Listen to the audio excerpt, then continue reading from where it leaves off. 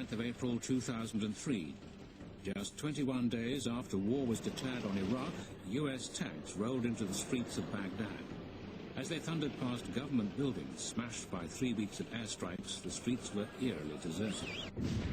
While the British were targeting the second city of Basra, a continual aerial bombardment cleared the path to Baghdad for the US Army. Days earlier, the airport had been secured after a heavy battle in which 300 Iraqis had been killed. It was renamed Baghdad International Airport. It was a huge blow for the Iraqi regime. Saddam staged a walkabout for Iraqi TV in an attempt to convince the country he was still in charge. In fact, he was rapidly losing his hold on power as US troops moved steadily through the suburbs towards Baghdad.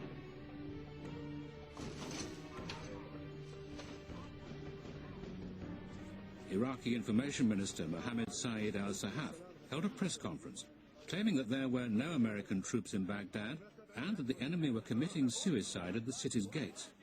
In fact, they were just a few blocks away. My feelings, as usual, we will slaughter them all. Those invaders, their tombs will be here in Iraq. The government buildings in Baghdad were pounded remorselessly, and there was little resistance to the American advance. Many Iraqi troops had abandoned their posts or joined the insurgency. Still, al-Sahaf kept up the pretense. They are going to surrender. They are going to surrender or be burnt in their tanks. You're not frightened now, sir? Not at all. Not at all.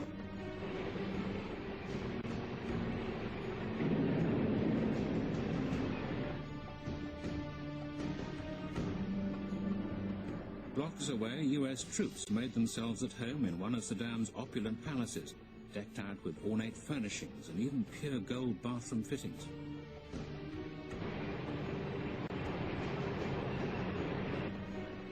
As word spread, confidence grew, and by lunchtime, cheering Iraqis gathered on the central square in Baghdad to celebrate the downfall of the man who had ruled the country by terror for 24 years.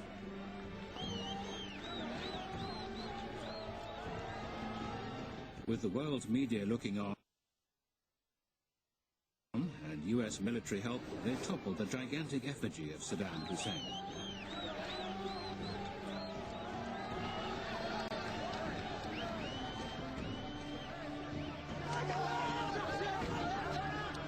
The euphoric crowd showed their contempt by beating the fallen idol with their shoes. The power of Saddam Hussein was over. A new battle for the control of Iraq was about to begin.